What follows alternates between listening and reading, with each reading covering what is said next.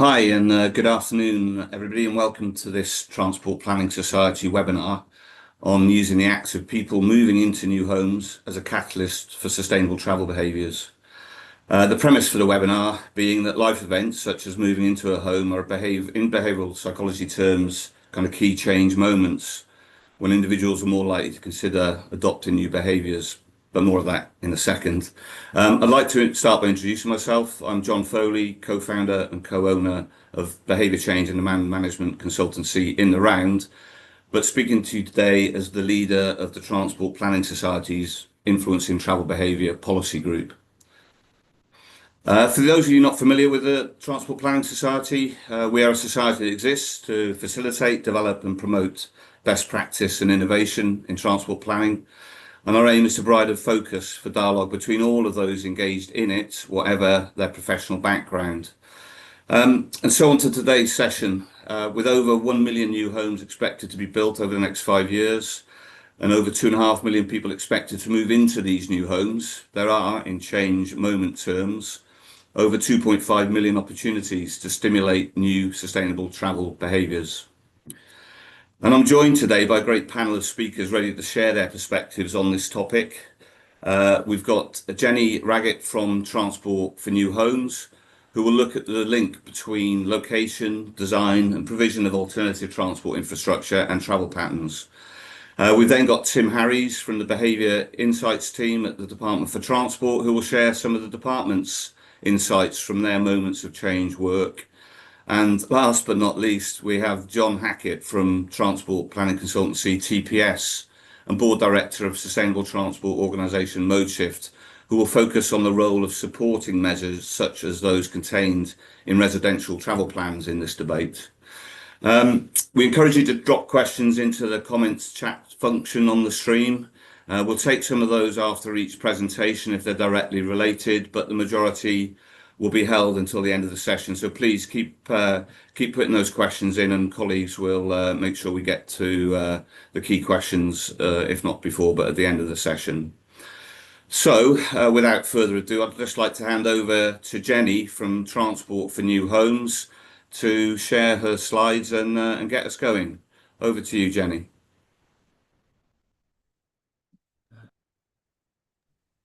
Right, can you hear me? Yeah, you're good to go. Okay, and you can see the slide. Well, that's good. So I'm Jenny Raggett from Transport for New Homes. I suppose we visit new housing developments, or we have students go out there and have a look. And so we actually observe what's going on in terms of sustainable transport. Next slide. Oh my goodness, why is it not working? Oh. Right, so moments of change. So we are building a lot of new homes, as everybody knows. And the question is, how are people going to travel once they move in? What are the opportunities and what can be done to make sure things work better? So at the moment, we're convinced that we're building the wrong habitat for sustainable transport and living around using sustainable modes. And it's a little bit worrying because if you go on Google Maps or if you go and visit, what you see is what I've tried to show here really in an aerial view is new homes built around roundabouts, car access, the destinations similarly, and a pattern of development that you can see really emerging in all around all the smaller towns, even the market towns, where the current algorithm for generating housing numbers in comparatively rural places, places will turn up as these kinds of estates on the edge of towns for reasons I'll come into. But anyway, that's the worry, and some of the disbenefits. The traffic generated interferes with long distance travel and also the local travel as well. So people see a lot of traffic jams. And when we speak to local people, that's something they're really quite annoyed about and they worry about.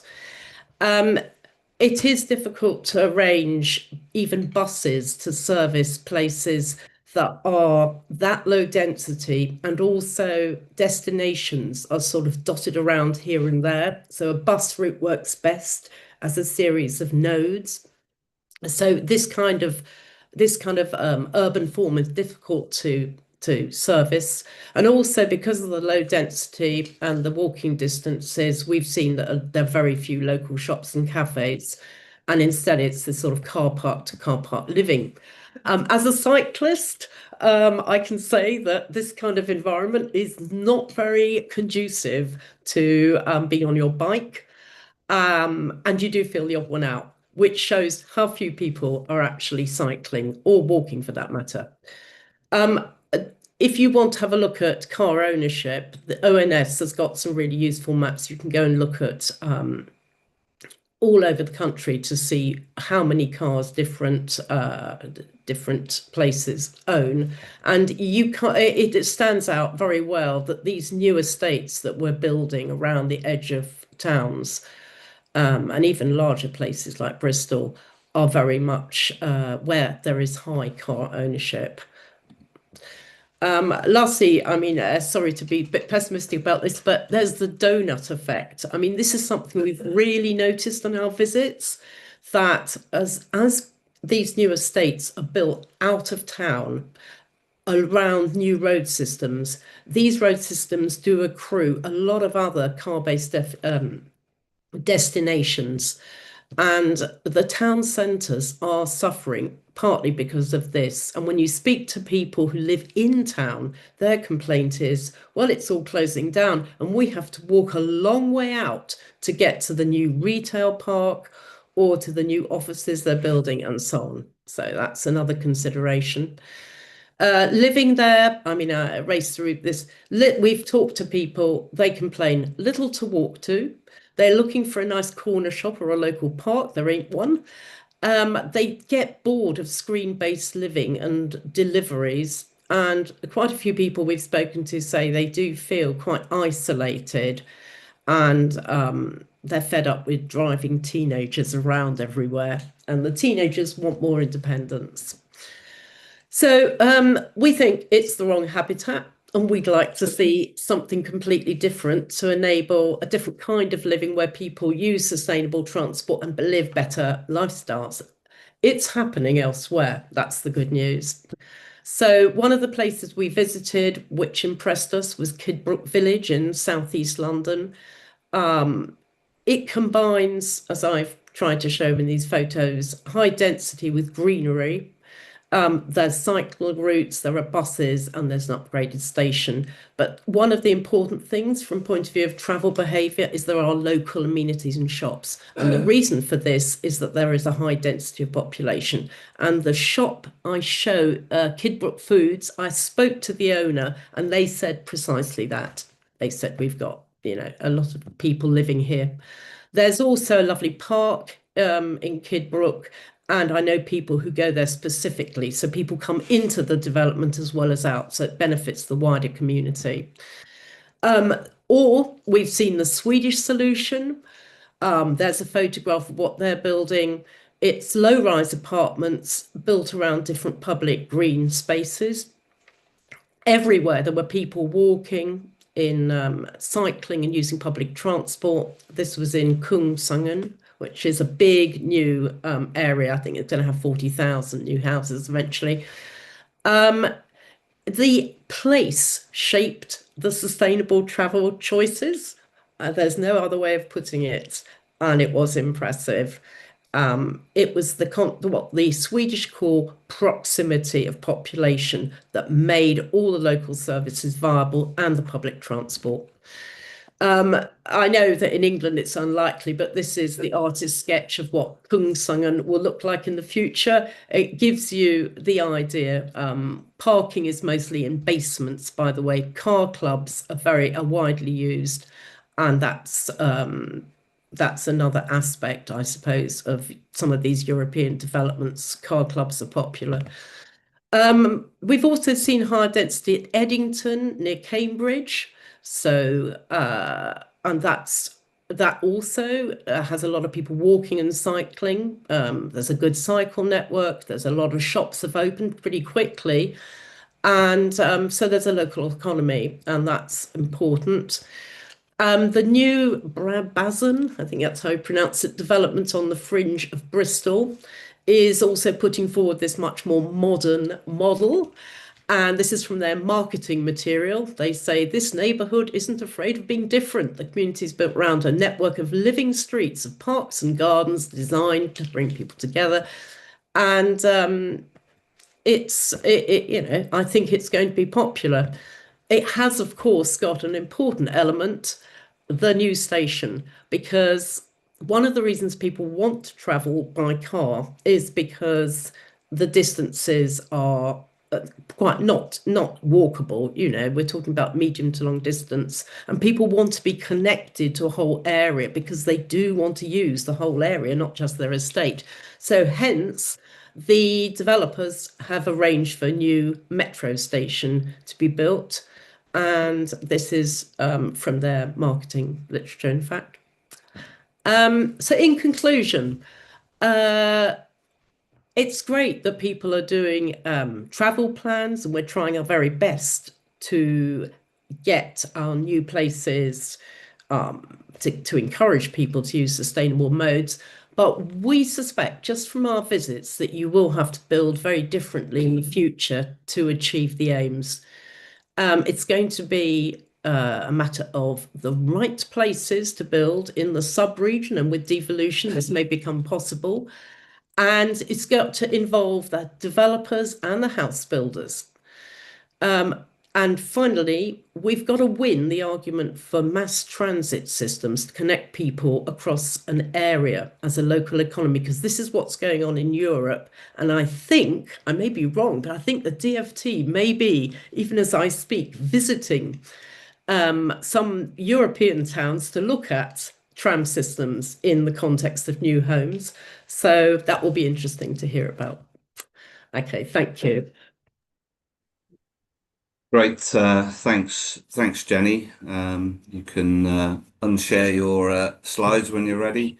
Yeah, so a great kind of introduction there from Jenny to, I guess, more of the physical conditions and kind of design considerations that will, I guess, pave the way to this kind of future that we're hoping for, and indeed, Jenny's reflections on some of the kind of, I suppose, the more negative aspects of where we currently find ourselves, but some great kind of use cases there that are clearly paving the way to set the framework, I guess, for future solid sustainable travel behaviours.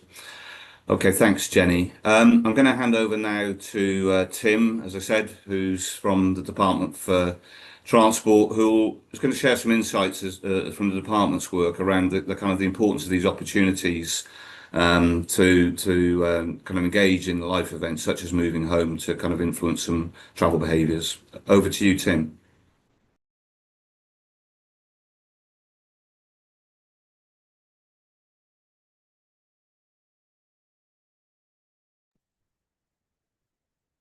Tim, are you okay? You're on mute still.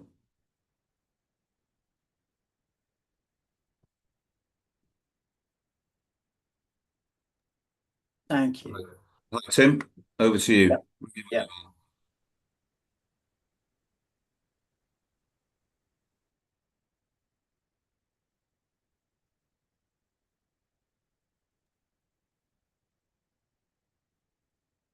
Right. Thanks very much. So imagine you have your perfect new housing estate with all the different facilities that Jenny's been imagining. Imagine, on the other hand, that people are moving into an estate that doesn't have these facilities.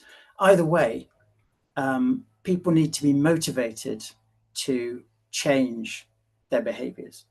So our ingrained habits from where we used to live tend to be a barrier to us taking up any new opportunities. I'm going to talk briefly about how moving home in itself motivates people to behave differently, at least very briefly. And I'm drawing on two reports published by DFT in March this year, both of which I led the production for. So first, I'm going to talk about the theory. This is a theory behind a moment of change. So why is moving house a particularly good time for people to feel motivated to do things differently? So I'm going to focus on motivation. Jenny really has focused on the infrastructure, which is, of course, important for how you travel. But I'm going to argue that motivation is also key, and give people all the infrastructure you like. And unless they're motivated to do things differently, then they won't necessarily take up the opportunities you give them. And the dominant day-to-day motivation, the theory tells us, is what's called system one thinking. So we're basically motivated to do things efficiently. That's the argument. We don't think about what we're going to do. We want to do things quickly. When we're deciding how to travel to work, how to take our child to school, we don't have to sit down and ponder now, what's the bus timetable? What am I going to do? In order to live our lives efficiently, we don't want to do that. We want everything to be on automatic. We want to be doing subconscious decision-making, automatic decision-making. And as acknowledged in the bottom of this diagram here, that is error prone. It could be there's a perfectly good cycle lane that we're not using that would be better for us, that would be just as quick. It could be our automatic thinking is causing us to overlook that. But that's just the price we pay for doing things efficiently and quickly. As you'll see on the right, this is a famously the result of work by Daniel Kahneman, who won the Nobel Prize for this and other work. So we're all motivated to do things automatically because this is faster and because this uses less cognitive energy. Until, and this is where the moment of change comes in, until the context for that behavior shifts. If we move house, if a new bus stop is opened or a new travel service is opened, the context changes, and that will push us potentially across to a little bit of system two thinking, as Daniel Kahneman calls it. This means we slow down our thinking. We think more consciously. There's a new bus stop. I wonder what that could do for me. So for a brief while it's still new, we consider using the bus, however briefly, however practically. This is quite effortful, and it involves complex thinking. How would I use the bus? What would that mean for my day? How would things change? It's a more reliable, a more rational way of thinking, if you like, a more calculated way of thinking. And this provides us with an opportunity, because this is when people are open to new ideas about how to travel. System two thinking. Because, of course, I'm not arguing that motivation is the only driver of behavior. There are other factors. I'm not going to cycle to work if my knee's fractured. I fractured my knee recently. That decided that I couldn't cycle to work and I couldn't walk to work. It prevented me from cycling to work entirely, no matter how motivated I was to do that. And then looking at the green box at the bottom, no matter how good the cycle lanes or the roads in my area, obviously, with a fractured knee, I'm not going to cycle. Equally, if the roads are very dangerous, if there are no cycle lanes, there'll be less opportunity for me to cycle. So that will be a deterrent. So these three factors do feed into my decision making, but I'm focusing on motivation. And the key for the house moving scenario is that motivation increases briefly when the context for my behavior changes. So if I move house, my capability might change, my opportunity to travel differently might change, and that will change my motivation. It might free me from my habitual behavior because I'll actually think about how I'm going to travel. For example, if people move from one social context, from one housing context to another, they will be motivated to adapt their behavior, and they'll briefly switch to this more tortoise-like, slower, system two, rational, calculated way of thinking before they switch back to system to system 1. So if I move from one area to another, well, my capability to travel will change. For example, I might be downsizing, so I'll have more money available, or I might be stretching myself with a big mortgage, in which case I'll have less money available. The opportunities might be different roads, different rail networks, and metro stations, cycle lanes, etc. But it might also affect my motivation directly, as shown by the pictures. Behaviors differ between areas. What is normal differs, and I might want to aspire to be normal, to be accepted. And my ideals might change. It might be that I'm moving into the country because I want to live this life that I've always dreamed I want to live, rural, healthy. So often moving house goes along with a change in ideal. So this is the key, really. If we're trying to promote more sustainable travel, then it could be to our advantage to harness that brief burst of motivation that comes when the environment changes. Because then people engage in slow system 1 thinking, and then you're more able to get them to change their behavior. So then, is moving home really a suitable moment for travel interventions? Well, the theory suggests yes, for a range of reasons.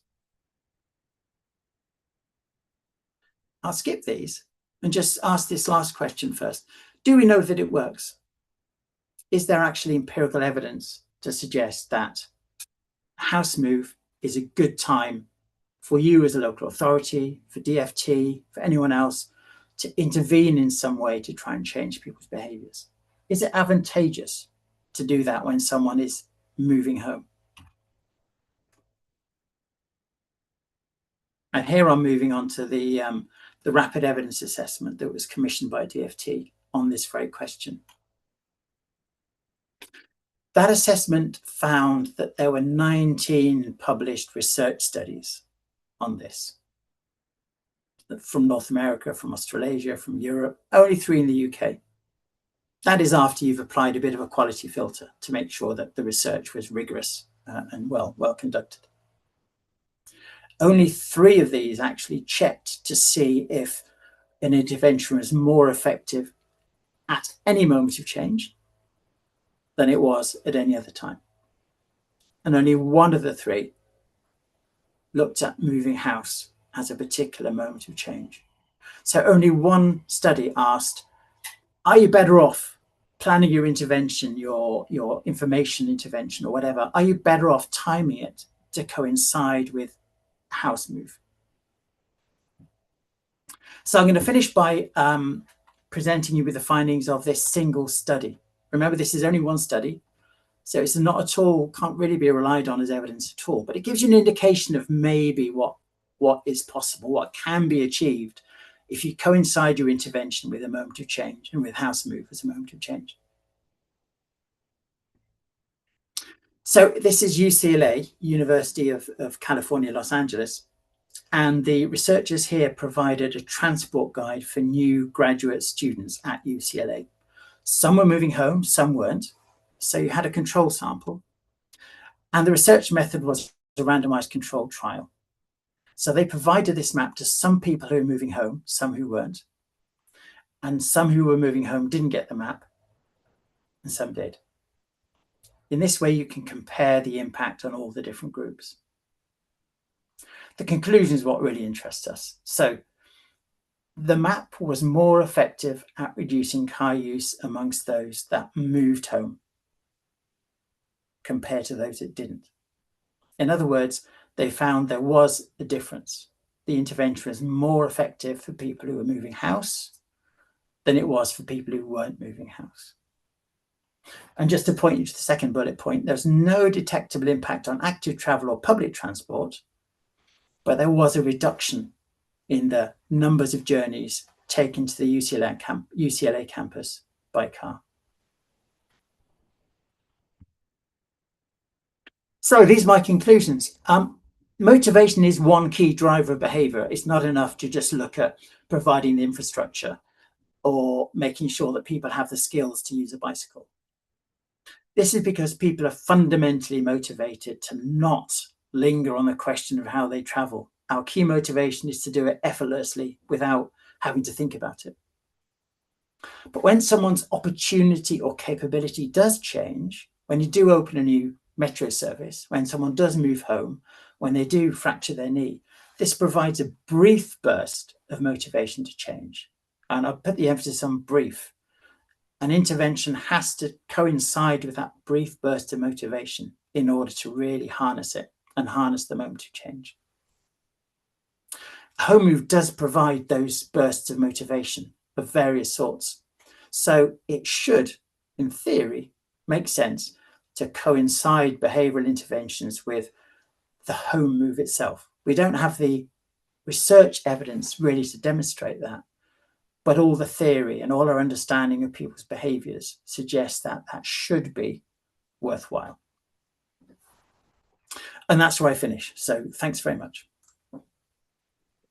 Yeah, thanks, Tim, and some really good kind of insight there as to the kind of the solid theory regarding the opportunity presented by these kind of life events and change moments. And as you said, Tim, probably disappointingly, the evidence out there is fairly limited so far, but and that's perhaps something we can come on to. I did just have one question, actually, just one point of clarification, Tim. You mentioned at the end there's a brief opportunity to influence behaviours, and this may be an imponderable, but what could you say a bit more about the term brief from either your experience or what you've understood? Yeah, this will be very context specific. And for a house move, it's probably talking about brief moments rather than one brief moment. So if you think, for example, about the various stages of a house move, planning where to live is the first one.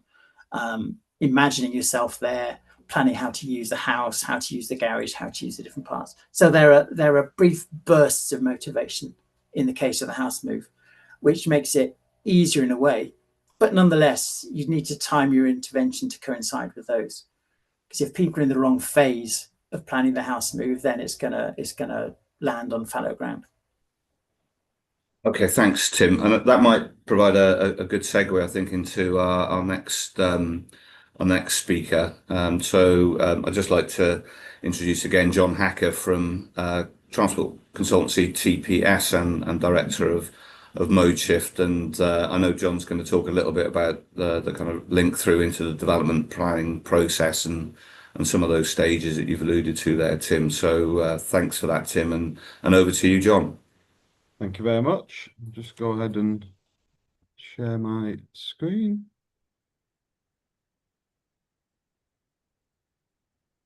Is that? Yeah, all good, John. Just before you get going, John, just a reminder to everybody who's viewing today to, if you've got any points or questions you want to drop into the comment section on the stream, then please do so, and we'll pick those up at the end of the session. But yeah, thanks, John. Over to you. Yep, thanks, John. Just to firstly introduce myself a little bit further, and to kind of explain a bit about my experience in this area. We're currently trial plan coordinator in the region of about 180 residential developments across the country at the moment, working across various different local authority areas, and that's something that we've been doing for the last 20 plus years now. So quite a lot of ongoing experience of residential trial planning on the ground and kind of how it actually works in practice. So today, as you explained, John, I've been asked to talk specifically about the role of residential trial planning in relation to the moment of change. And to cover the question of whether the transition into a new home can serve as a mechanism or a window of opportunity for habit formation, leading to sustainable travel behaviours. So I'm going to touch upon the role of trial planning at the moment of change, and picking up as I will on kind of Tim's comment about it being a brief moment of change. But I think also more broadly about whether house moves and the development of new homes provides more of a longer term opportunity for change that we should take advantage of. And,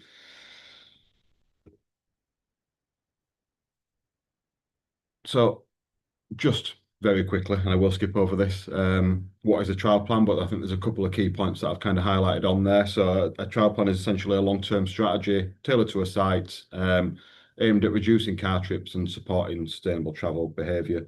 It's about nudging people towards sustainable travel choices over time, and not just providing infrastructure, albeit, as I'll come on to, infrastructure is important.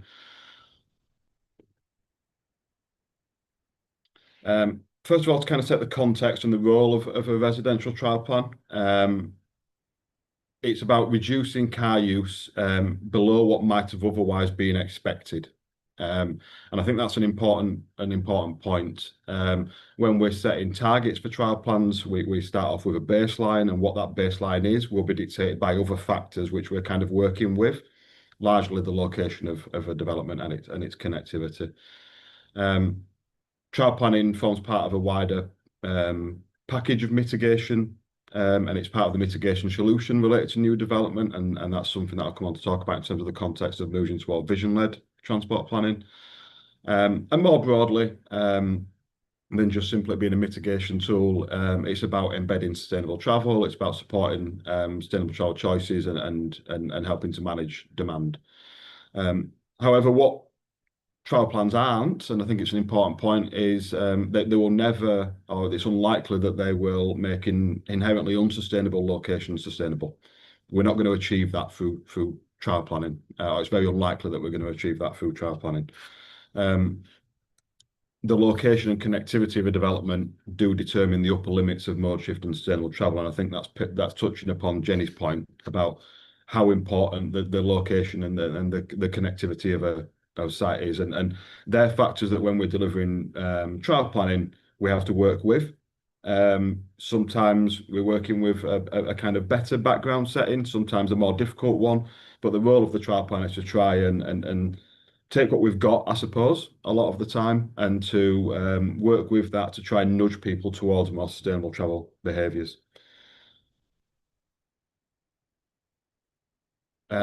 Factors affecting travel choice are varied, and as Tim touched upon, moving home is a moment of change, and it may provide an opportunity for people to be more open to new travel habits. But I think there are other factors that we need to kind of bear in mind, and the fact that transport considerations are probably in many cases a bit of a secondary consideration when people are making a decision about moving home. Most people probably move home more due to things like cost, growing family, family lifestyle. That's not everybody. People will make decisions around where they want to move based upon transport, but for the majority, I think there are probably a lot of wider factors that are in play, and I think it's important that we reflect upon that. I think one of the things with residential trial planning specifically as well, and this is where it varies significantly to, say, workplace trial planning or trial planning in other contexts.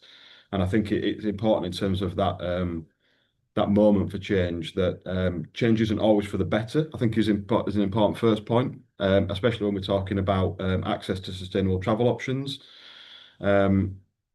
Yes, it would be nice to think that people moving to new houses provided a positive opportunity for change, because they were moving somewhere where they had better transport links, they had better access to services, etc. But that certainly isn't always the case. And I think, as Jenny touched upon, there's probably a lot of evidence to suggest that as we're building new homes, we're building them in less accessible locations than the more central locations where we're kind of expanding out from. And I think another really important point of residential trial planning is that we're not just talking about one type of trip. And this is where it does differ and become more complex than other types of trial planning and other moments of change. For example, a relocation to a new home may make the school run easier. You might move there because it was near to the school, but that doesn't mean to say that it's made the commute easier. It might have made the commute harder. So we're not just talking about a moment of change affecting one journey. we're talking about a moment of change where it could affect different journeys and different trip patterns in different ways. And so the net impact of change is rarely straightforward. It's rarely either positive or negative. There's probably a mix in there in terms of the different types of trips that residents of new homes are undertaking. I think it's important to think long term, and I go back to what a trial plan is. It is a long-term strategy. In the context of considering the role of trial planning in relation to the development of new homes, we're not trial plans are not just front-loaded. Over time, we can keep sustainable travel options visible. We can reduce barriers, can respond to issues, and normalise alternative modes. And in many cases, that's where the behaviour change can start to kick in over time. Residential trial planning isn't just about the moment of change. It's about what we can do over a longer period of time. Sorry, I've forgotten to move my slide on for that one, but the trial plan doesn't necessarily create the opportunity for change. The move itself may create the opportunity of change, but the trial plan can capture, it can reinforce, and it can build on the opportunity in the months and the years that follow. I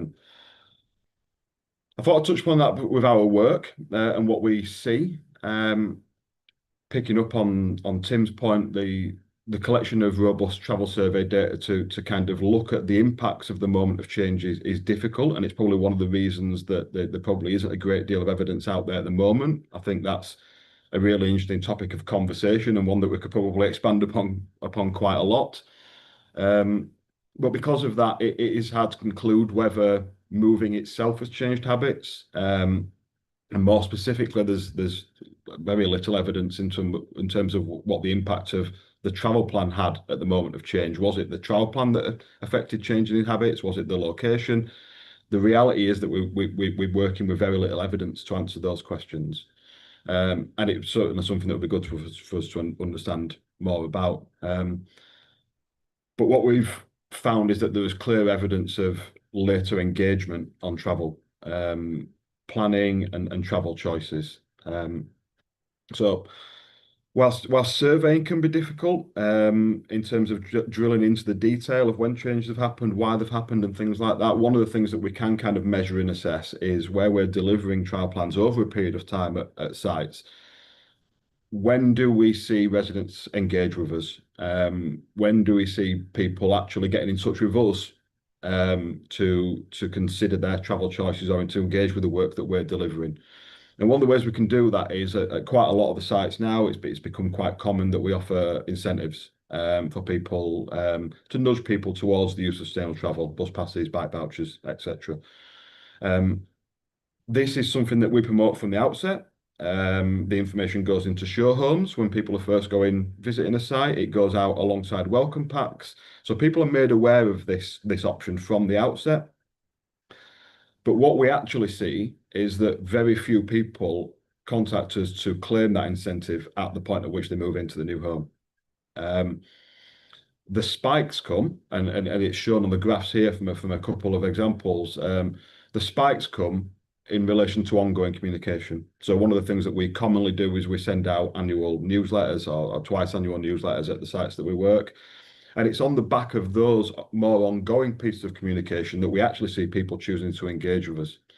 So what that might suggest is that residents engage with us when they're ready and not necessarily at the point at which they move into a home. And like I said, the graphs at the bottom quite clearly show that, the blue line being occupations at a couple of residential sites and the purple line being the point at which residents engage with us. So people do engage with us. That line does kind of increase, but it doesn't increase it in real time alongside the occupations. There's a delay and there's a lag between people moving in and them engaging with us to talk about their travel options and to, in this case, request the incentives available to them. Why does this happen? Probably various factors. At the time that somebody moves home, whilst yes, obviously it creates a moment of change, there's lots going on. There's lots of information that people need to process. There's lots need to organise. There's lots need to arrange. And it's often quoted that moving home is the most stressful thing that somebody will go through in their life. So I think people who don't need to make a change or haven't moved to make a change, there are probably things that offset the opportunity or the moment of change in a positive sense, and actually create a reason why it might actually be a point in time when, if you don't need to change what you're doing, it's better to kind of leave it as it is for now. However, moving beyond that, why do people contact us in the years following that? People's lives continue to move on. They continue to change, and I think what we've seen, and some of this is through empirical evidence, that what residential trial planning does is it provides an opportunity, because it's delivered over a prolonged period of time. And we are talking, there are some residential sites we've been working on for 15, 20 years. The families living in those homes will go through lots of different moments of change, and that's something that we can tap into through residential trial planning and ongoing communication. People will start new jobs. Kids will become adults and, learn to drive. There are other moments of change that we can provide people with information, and hopefully we can time it so that we're providing people with information on their sustainable travel habits beyond just the moment of change of moving house, but when other things in people's lives are happening. So the communication is hopefully it may coincide with other moments of change that take place. So what this tells us, it suggests that while trial planning might have a limited influence at the point of relocation, it can have a meaningful influence later on. Behaviour change doesn't have to happen on day one. Great, if it can. If we can kind of use the moment of change to embed sustainable travel patterns from the outset, then great. But a trial plan does create multiple opportunities to engage with residents at times when they might be more receptive to it than the point at which they move home. So yeah, kind of reiterating the point, a trial plan does not necessarily create the opportunity to change. The move itself might do that, but the trial plan can build upon that in the months and years that follow. I think one of the things I wanted to touch upon was how related this is to the planning system. And one of the things, obviously, as we are building new homes, as you say, John, we need to deliver a million new homes, however realistic that might be. But that means planning applications. And so the planning system creates the opportunity for long-term engagement, and it creates the opportunity for us to deliver these behaviour change programs. What a trial plan in effect does is it requires or it secures a multi-year behaviour change program that continues during the occupation and normally for several years after homes are finally sold. Trial plans can make the most of multiple changes, multiple opportunities for change over that time. Without planning applications, without planning obligations, trial planning would not take place in a residential context, or very limited would if there happened to be some funding pots available. So it's the planning system which we can use to create the opportunity for longer term change, which I think is just as important as taking advantage of the brief moment of change of somebody moving house.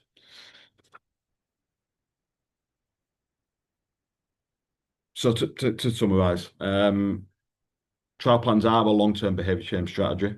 They aren't just focused upon the moving moment. Yes, that's one opportunity, but there are various reasons why in many cases that can be a limited one.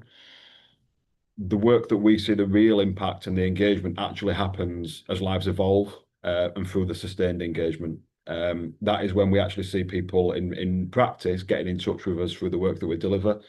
And it's the planning system that ensures that trial plans exist and that they continue over time. So I think my opinion is that it's just as important to consider it as an opportunity to create long-term change as it is about a precise moment of change. But it's still an opportunity that we should definitely be taking advantage of, and that is probably going to become more prevalent in the wider context of us moving towards vision-led transport planning, which is obviously a much wider topic of conversation. I will stop sharing my screen. Great. And thanks, John. And it's an interesting point there, really regarding I suppose the whole principle of this moment of change and whether people moving into a new home is actually the right time to be engaging with them, or at least the right time to be starting a conversation with them, so that at least, as you say, John, when they may be undergoing additional kind of life-changing events, that there's a dialogue opened up between kind of the new residents and their kind of, whether it's local authority or developer, to kind of support that ongoing kind of change in behaviour.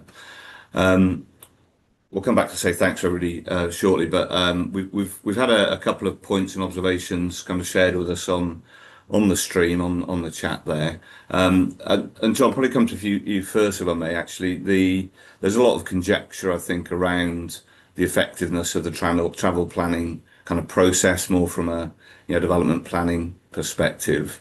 Do you have any views kind of on that point? Is there anything that you think should be happening that could make travel plans, I guess, even more effective, and I guess, as some would say, not being viewed as just simply a tick box kind of tick box exercise? I think there are probably two parts to that. One is the role that local authorities have in ensuring that they're not a tick box exercise. I think that is far too often the case. Right from the outset of when they're assessed and approved, through to the extent to which they are enforced. I think we do far too often see trial planning treated as a tick box exercise by local authorities, which has a direct impact upon the extent to which it becomes a tick box exercise for developers. I think we need to be very reflective of the fact that residential developers don't deliver trial planning because they want to. They don't deliver it through choice. They deliver it because they have to. And it will only become more effective and not be a tick box exercise where it's not treated as such. And there are plenty of examples of local authority areas where it's not treated as a tick box exercise, and therefore where it's not delivered as a tick box exercise. You get much more robust trial planning. So I think that's a big part to it. We need to make sure it's done properly, but we also need to continue to learn lessons in terms of what works and doesn't work, and that's an ongoing process, I think, where the Transport Planning Society, Mode Shift, which you're now involved with, and other stakeholder groups can have a really important role to play in gathering that evidence and sharing that evidence. And I think we also need to be realistic, like I said at the outset, about exactly what the role of a trial plan is. It does need to be combined with delivery of houses in the right places, location, connectivity to services, new infrastructure. Because if not,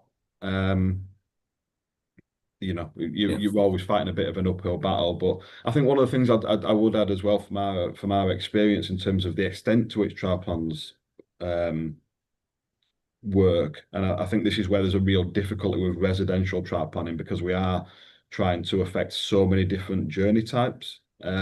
It's a really hard question to answer, and it would probably continue to be a really hard question to answer because the answer is so complex. But that certainly doesn't mean that it's not the right thing for us to be doing within reason and within being realistic about the extent to which we should be delivering trial planning, the extent to which it can have positive impacts on engaging with people, and the fact that we do get people engaged with us to take up vouchers, we do get people engaged with us to request personal journey plans and collect information. It is having an impact. It's just quantifying that impact, which is difficult. Yeah, thanks, John. We'll come back to the kind of evidence, I guess, side of things in a second, and just an observation from me, particularly in the more mature residential kind of developments and the travel plans and travel plan coordination that happens is that actually, the coordinator is a very clear focal point for kind of disseminating, sharing information, managing the process of getting incentives out, etc., which with some exceptions, doesn't really exist more generally in local authorities.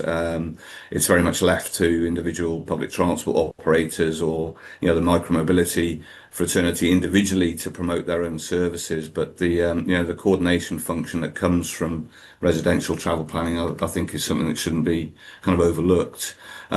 Jenny, I'm just going to come to you with a point, but obviously others on the panel may wish to chip in as well. One of the points raised is that, or a question really, is about what's the public demand? Have you got any insights on what the public demand actually is for new homes designed for sustainable travel? We get the sense that people want it, or we're hopeful that people want that kind of environment. But what is there anything that you've seen from your visits that suggests that demand is actually there? Well, we do talk to people, and the main message we get is time. So people say, "Oh, I really, really fed up with having to drive every day into Bath." And I go, right, so there is a train you could get. Yes, but then I've still got to get to the station. So is there a bus? Yes, there is a bus. I've looked on Google, but it takes 45 minutes. This is from a new estate. And so I think there is that anyway, that's definitely a theme. Lots of people have said the time. So if it was quick, if there was a station round the corner, if one was opened for the new estate and you could just hop on a train and go straight into Bath, straight to Swindon. I mean, this is in the area where I know, then people would be delighted. But that time factor means, and I was going to say that when people first move in, they may have an idea that yes, they'll be able to commute to work down the M4, whatever. And then we hear from people who say, we never guessed the traffic would be so bad. And it's at that time that people do look for an alternative. So that's another interesting thing. Okay, thanks, Jenny. This isn't really a question, just an observation of mine. Really, it does beg a question in my own mind about, who are the key kind of stakeholders in this conversation, and I guess arguably obviously the development industry is one, but equally potentially even, dare I say it, estate agents who are obviously establishing a relationship with would-be home buyers. They could consider it perhaps part of their obligation to kind of start sharing information with potential home buyers well ahead of time, so that people are aware of the travel options that are available to them should they move into that new development, and frankly aware of the good stuff, but also, to your point, Jenny, aware of perhaps some of the negative stuff that actually, congestion on that particular route outside this new development can get a bit sticky. So people are making kind of conscious decisions about kind of where and when they may not move. The other point that's been made here, and it's an observation really on more generally, I guess, about evidence base, is that somebody on the stream is observing that so for example in Japan, there are certain requirements in place that every flat in the city should be designed with bicycles in mind, and cycling is very much has been normalised for a large chunk of the population, and it goes without saying that the conditions need to be in place for people to be able to adapt new behaviours. And again, I suppose perhaps Jenny or John, have you got any observations on that in terms of where, stating the obvious, but where there aren't those options, or where there are those options, whether that's created a much kind of better opportunity for those changes in behaviour? Well, I could just say that when you visit, I mean, this is just an example of really, I suppose, catering for cycling fully. So when we visited the various places in Sweden and on our Dutch tour, cycle parking in new developments was very easy. And in Sweden, it's in the basement with the cars in a special area for winter, and then a different area for summer. So you get special treatment. You get the impression that you've got a bike. Yes, everyone has one. and we're catering for them. So, and then when you get on that bike, there are cycle routes everywhere, and places are designed for arrival by bike. So we saw whole families arriving by bike at a supermarket. Um, and as you went around the supermarket, kids were carrying their helmets. So a lot of people had arrived. So, but there's something about it being completely normal. That's all I can say. And that's something which comes from providing, and I guess a cultural shift. It's difficult to arrange, but yeah. Thanks, Jenny. I don't know if anybody on the panel has anything to add to that, and I've got a couple of other questions that I'm going to ask, but Yeah, I was just going to add, John. I think that in terms of residential developments, in terms of designing for them, things are getting better. I think, and I think that Active Travel England's formation has helped in that respect from our experience in terms of more of an emphasis being put upon designing for sustainable travel in new residential developments. I think that for far too long it has been overlooked. There's a lot of attention gets paid to visibility displays and curb heights and tracking of bin lorries, and there are lots of developments where we've worked on where that has been the sole focus at the expense of whether you can actually walk to the local bus stop or you can walk to the local shop. But that I think that is improving. I think that things are changing in that respect. But I also think that we can be too guilty, and this kind of goes beyond residential travel plan. We can be too guilty of wanted evidence that there'll be demand for things like cycle parking before we provide it. And what that does is, I think that we are very guilty in this country, and a lot of what we're talking about here is we can do what we can for residential travel plan, there's a lot of cultural change as well, and we still have a culture where I went not too long ago to it was a net zero. A council had delivered a net zero conference to talk to people across the district about how we could reduce environmental impacts.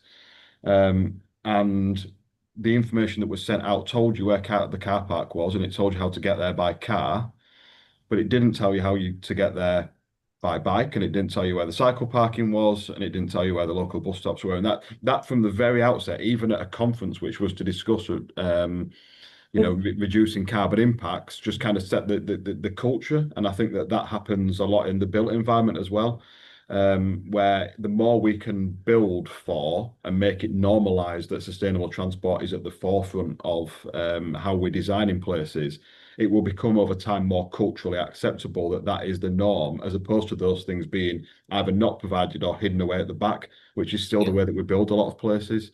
So yeah, no, kind of elaborates a little bit, but no, some great points there, John. Just coming on. Tim, yeah, over to you. Yeah. So there's a lot of discussion about the idea of a social tipping point, which is relevant here. So if something is normal, people will do it. But how do you make something normal? You don't make something normal just by building the facilities, because then they possibly wouldn't be used anyway. So it's very difficult to get these two to work in tandem. And the kind of behavior change intervention can help to raise behaviors to the position where they are normal, and then everyone else joins in. But we mustn't just think that we can build stuff and people will use it, or even in our instructions for how to come to an event, tell people where to park their bike and they'll do it, because that won't happen. We have to think about some way of changing behaviors almost a little artificially to get them to the point where they can tip into being normal.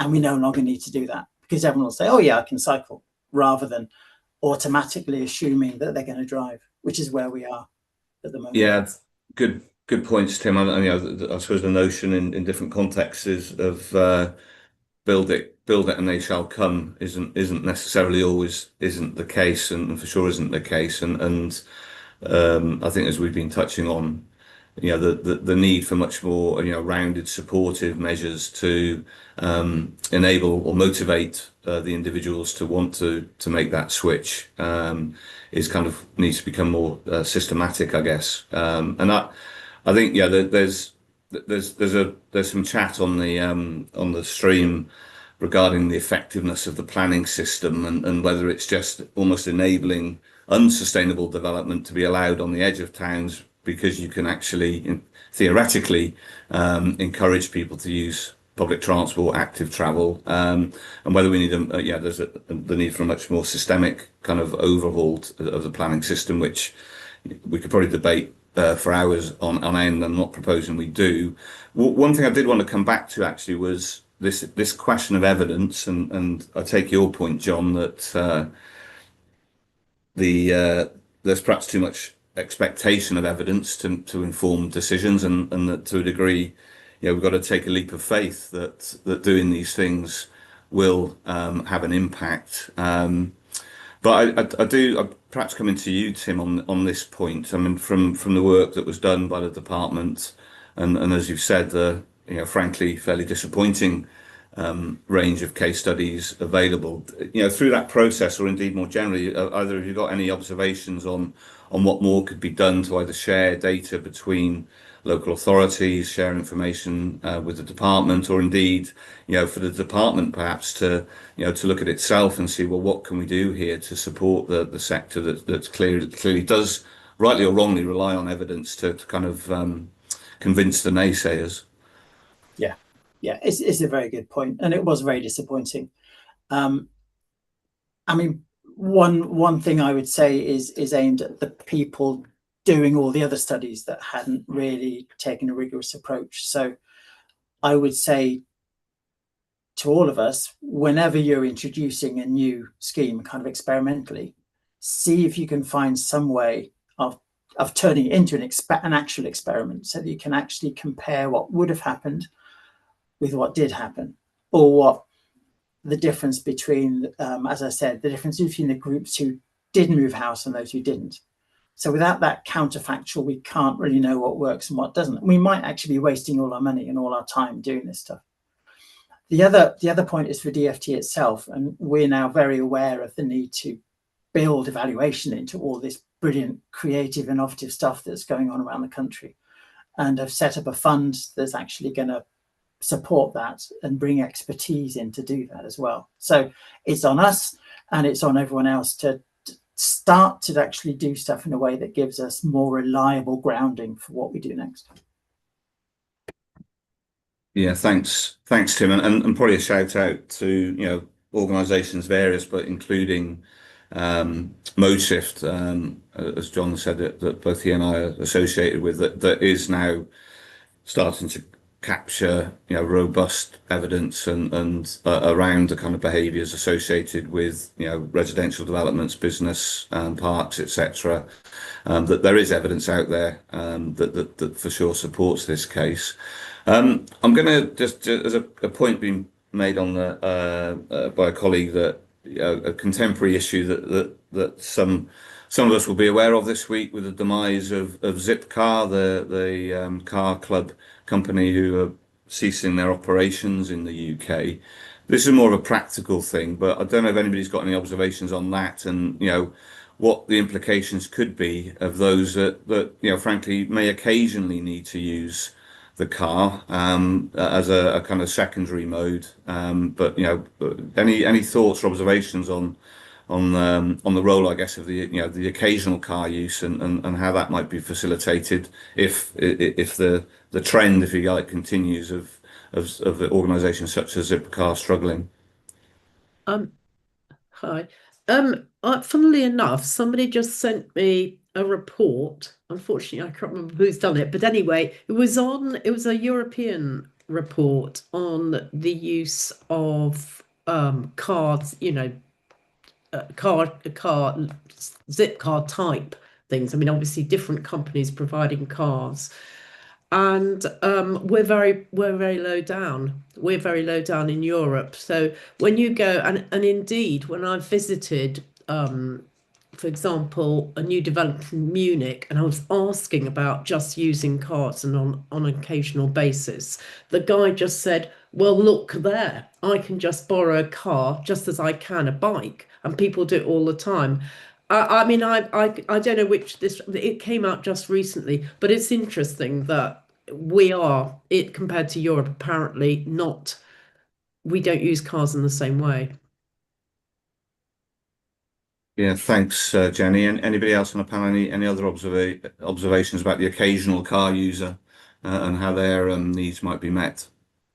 I think there's little doubt that if car clubs could be delivered more widely, there would be large benefits when it comes to wider use of sustainable transport choices, and because of the reduced need to own a car.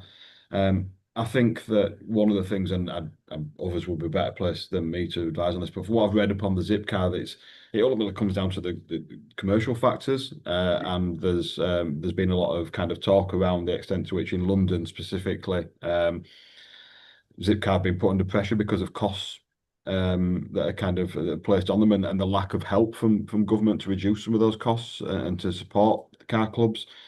I think when we're talking about residential development and we're talking about the use of the planning system, I think that very good use of that can be made to secure such as car clubs.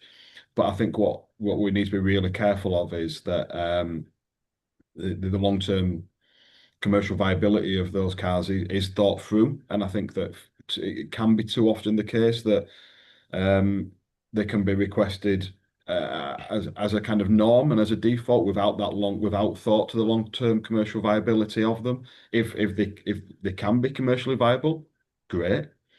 But if there's no chance of them being long-term commercially viable, then I think we need to think about the wider impact of putting them in place only for them to be maybe withdrawn a few years later. And that does happen, and it probably has more of a negative impact in the long run than the positive impact it did in the short term.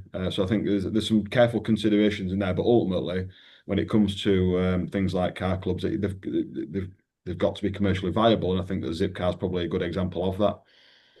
Yeah, thanks, John. I'll come to you in a second, Tim, but just an extra point on that really for me, which is that yeah, I guess what you're saying, John, we don't want the planning system to create a false environment commercially for, whether it's car clubs or indeed public, bus services, etc., that it's got to be, I suppose, seen in the context of perhaps an ongoing support, perhaps the local authorities provide, not financially, but just from a promotion and communication and keeping the options live in people's minds, perhaps beyond the end of any kind of funded period that might exist. And just to emphasise, I'm not scaremongering here that this we're seeing the demise of the car club world in the UK, but it's just an interesting kind of contemporary point that's emerged this week to reflect upon. Tim, sorry, you have your hand up, I think. Yep. Yeah, Oh no. Yep. Go ahead. It's maybe a fairly obvious point, but in regard to the distinction I was making earlier between different ways of thinking, to pick up a car that isn't yours requires a lot of conscious reflection, decision making, thought, planning. So it's system two. I think it's the tortoise. So obviously it's going to be difficult. I think you need people to be using them pretty regularly for it not to be so burdensome. Thanks, Tim. And this kind of brings me on a little bit to a personal bugbear of mine, which is that I guess playing into the points that we've all been making over the course of this conversation, which is that whilst moving home is a moment in time and could be considered as a lifestyle event, a good opportunity for change. John's been saying, well, actually, maybe that isn't necessarily the case, or there needs to be some ongoing engagement with new movers to kind of keep that discussion live. Is this point that where does the responsibility lie, I guess, overall to continue to influence the decisions that individuals are making about their everyday travel choices, recognizing that we all go through life-changing events, at different times, etc., and some might say that the absence, perhaps, of a national behaviour change promotion campaign across all modes, across all regions, isn't helpful. We've seen the benefits of the Don't Drink Drive campaigns, the motorcycle safety campaigns at a national level. Perhaps there is a requirement for something more comprehensive to kind of keep reinforcing these messages as people kind of live their lives. We've got no questions, further questions on the chat. Probably the only final point I've got or question I'd like to make. Sorry, Tim, do you want to interject? You go. Yeah, sorry to interrupt you, John. Didn't intend to. I just wanted to come back to that point about whether moving home is a good opportunity, whether it's a good moment of change to act on, and reflect on John Hacker's experiences, which were a very helpful challenge for me. So thank you, John. Just thinking about assuming assuming moving house is a good opportunity to change people's behaviours, kind of from the outside, we need to think about the how. And it might just be that travel planning isn't the right way of intervening. As John, I think, was intimating, people are very busy. There's lots going on. There's lots to think about. Maybe then a different intervention is appropriate. And maybe it's the timing. So when you're planning, when you're imagining what life is going to be like when you do move to your house, might be the time for the travel planning, when you're more amenable to that kind of process of thinking, because you're not having to make snap decisions about how to get to work the next day. So maybe it's about timing and finding the right intervention for the right time within that moment of change. So I wouldn't dismiss the actual point of moving as a good opportunity. It's just you've got to do something suitable. Okay, John? thanks, Tim. At risk of arbitrating a disagreement, I'm going to hand back to John now for a comment. Yeah, no, I think it's anything but a disagreement. I think I think you're totally right. I think the point I was trying to make was that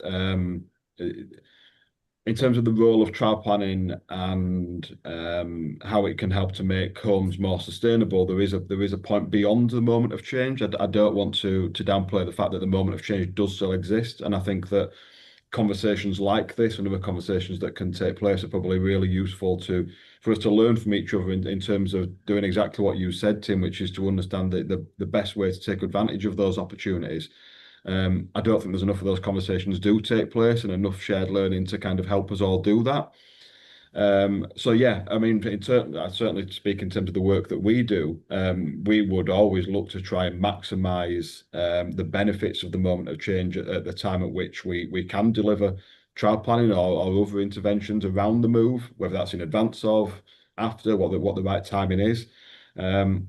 I think my point was more around that the opportunity doesn't stop at that point. The development of new homes creates an opportunity for us to try and sustain that over a longer period of time, rather than, for example, we do work in business relocation planning, and that can be more of a moment of change, because once the moment has gone, it becomes normal habits. I think that the point was that in a residential context, life changes for various other reasons, and if we can continue to engage.